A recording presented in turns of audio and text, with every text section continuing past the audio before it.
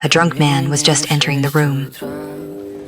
Natalie sensed the leering look on the drunk man's face. She quickly put on a thick coat. She anxiously hid behind her boyfriend. The next second, the drunk man directly pulled the door open. There were still a group of men standing around him. They were all security guards from the drilling company. The drunk man sat heavily on the bed with the help of alcohol. He kept molesting Natalie in front of him, but the colleagues behind stood by and watched. The boyfriend couldn't bear it on the spot. He kicked the drunk man off the bed with one foot. Matt thought this would make the other party restrain a bit. However, the drunk man became even more arrogant. He intensified his provocation against the two. Matt didn't want to make things worse. He had to push the drunk man away first. He closed the door again, but when he put on his clothes, the situation was completely out of control.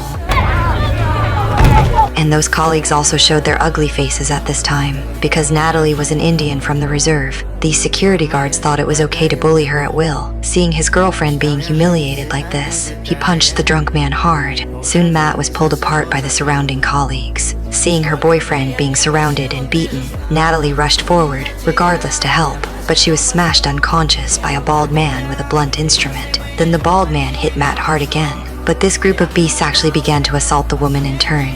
Just then, Matt suddenly woke up. He strangled the drunk man's neck tightly and refused to let go. At the same time, he desperately urged his girlfriend to escape quickly. Natalie hurriedly put on her pants and stood up quickly. Finally, she looked back at her boyfriend. She still decided to rush out to ask for help. That is how Natalie ran barefoot in the snow -30 degrees. She ran 10 kilometers continuously before falling down. It was not until the next day that Hunter Corey found her by accident. He was extremely shocked. The body turned out to be his good friend's daughter.